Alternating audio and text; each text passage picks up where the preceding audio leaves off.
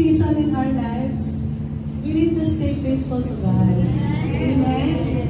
Sabi nga dito sa Zechariah 4 verse 6, sabi dito, not by might nor by power, but by the Spirit of the Lord Almighty. So, it is not about us. It is not about our strength. But, kung sino si Lord sa life natin. Amen. And this morning, I challenge everyone na you can give your all to Him. Not only in finances, in material things, but your life. Amen. And continue to acknowledge the Lord this morning. Tell Him kung sino siya sa buhay mo. He is good, He is faithful, He is merciful. Focus to Him. And thank Him for what He has done in your life. For the past weeks, I don't know kung ano pa yung pinagdaanan nyo. If may mga problema po kayo nalampasan, praise God. Kung may mga sakit kayong pinagaling ni Lord, praise God. And this morning, gusto niyo yung papuri, yung pagpapasalamat ng puso mo. And I know na naririnig ka na ngayong umaga. Sige, pwede na tayo lahat kumikit. Salamatan natin siya.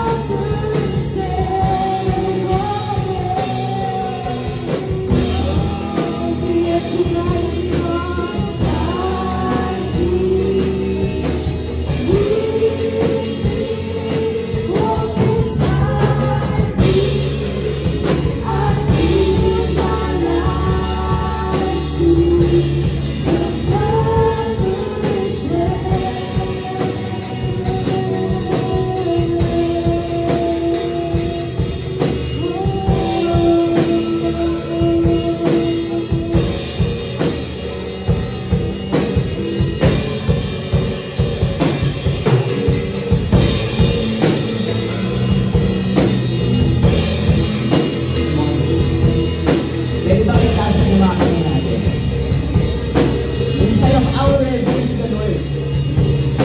Pag kung kailangan nakatayo ka na ngayong umaga, tulog na sa Panginoon yung buhay mo, hayaan natin, lugod-lugod na alay ang ating mga buhay ngayong umaga.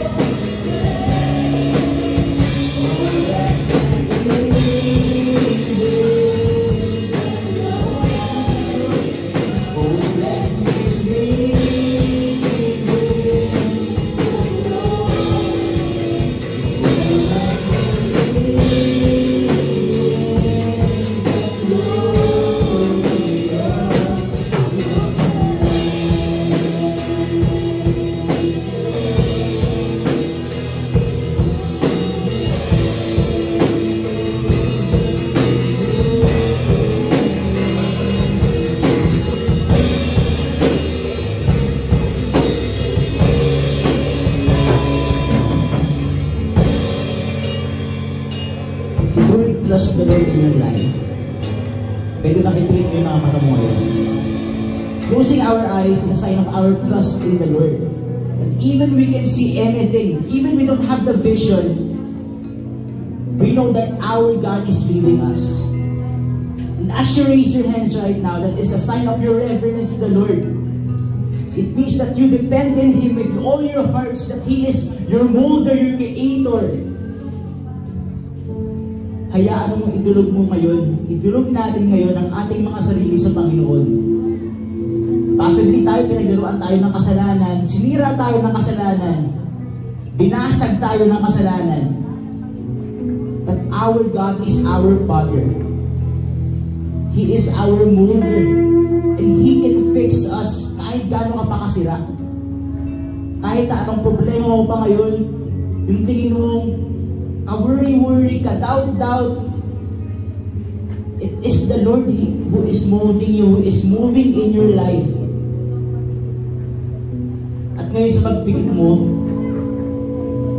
hayaan mo lumapit ka sa Panginoon. Lumapit tayo sa Panginoon na may mababang puso, na may pagtitiwala, na despite na nagkaroon tayo ng mga pagkakamali, nagkaroon tayo ng mga kasalanan, kahit na marami tayong mga problema, we know that our God is our Creator and He is faithful. Pag umunang pansin nyo katabi mo, hayaan mo, idulog mo yung sarili mo sa Panginoon ngayong umaga. Marinig ng Panginoon ang panalangin mo, marinig ng Panginoon ang laman ng puso mo, dahil hinihintay ka lang niya lumapit sa Kanya para ayusin ka, para yakapin ka, hawakan ka, para gamutin ka.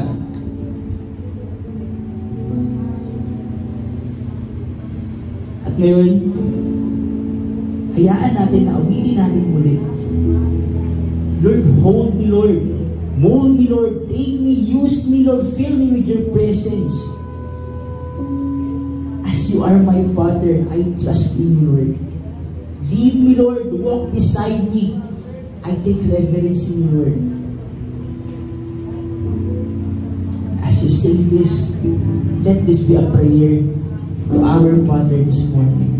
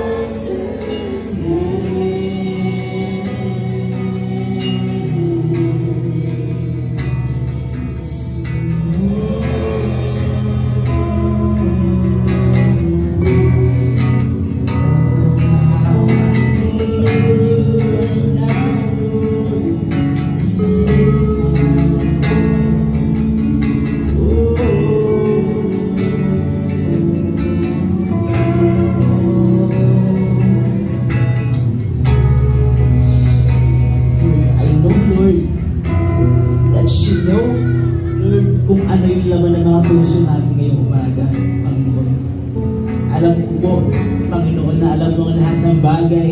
Alam mo kung kailan kami ulit nagkasala. Alam mo kung ano ang mga problema, Panginoon. Alam mo po kung ano, Panginoon, yung mga struggles namin. At kung ano yung mga bagay na sumisira sa amin. And right now, Lord, we continue to trust you in our lives, Lord. We know that you are faithful, Lord. We know that you are faithful, and let us also be faithful, Panginoon, to you, Lord. With all our hearts. You said in your word, Lord, that you want us to be holy like you, Lord. You said in your word, Panginoon, that you want us to be pure, to be full of wisdom. Panginoon, you want us to live through the word. Let us live like that, Panginoon. Live a life, Panginoon, of faithfulness to you. We continue to lay to you, Panginoon, our lives right now, Panginoon, our sins, Panginoon, yung mga karumihan namin, Panginoon, yung mga weaknesses namin, Panginoon, everything that we have, Panginoon, right now, we continue to pour it out to you, Lord. You hear, Panginoon, the voices, the cries, Panginoon, of your children. Alam ko po, hindi ka bingi, Panginoon, sa aming mga panalangin. Continue to trust you, Panginoon. We continue to fix us, mold us, Panginoon, as we run this race. Lord, hayaan niyo po na ikaw po yung maging sandigan namin sa our Creator, as our molder, Panginoon, sa our Savior, Jesus. Patuloy po kami, Panginoon, na lumalapit sa inyo ngayong umaga. Dinudulog sa inyo ang aming mga pusong isipan, ang aming mga espiritu at kaluluwa, Panginoon. We humble ourselves to you, Panginoon. Wala po kaming kayang gawin sa mundo ito kung wala ka sa aming mga buhay. At di po namin kayang takbuhin, Panginoon, yung karera, Panginoon, na gusto niyo po tahakin namin, Panginoon, kung wala ka sa aming mga buhay. Continue, Lord, to fill us right now, Lord, with your presence, Lord. Just like how it was said, Panginoon, in the song, Lord, lead us, Lord, walk beside us in this path. Lord, that we know, Panginoon, that we are not alone in this path, Panginoon. And even though, Lord, na malubak yung daan, Lord, kahit na masikip yung daan, we know, Panginoon, that you are our reward, Lord, here on earth. You are our reward, Jesus, as you reveal yourself here on earth. Maraming salamat po, Panginoon. Hayaan niyo po na ang buhay ng bawat isa ay maging para sa iyo lamang. Hindi, Lord, to anoint each and every one of us, Lord. Anoint each and every one of us that no works of the enemy, Panginoon, can affect us again. Lord, can destroy us again, Panginoon. Wala pong kahit anong gawa ng kaaway ang makaka-apekto sa amin, Panginoon. Dahil ikaw, ang iyong anointing, Panginoon, ang iyong presensya ay nasa amin, Panginoon. Alam po namin ikitapat at kabuli sa aming mga buhay. Maraming salamat po, Panginoon. Maraming salamat. Walang iba salamat sa iyo. Hayaan niyo po na aming mga buhay ay maging para sa iyo na, Panginoon. Patuloy po, Panginoon, na kami maging sa iyo.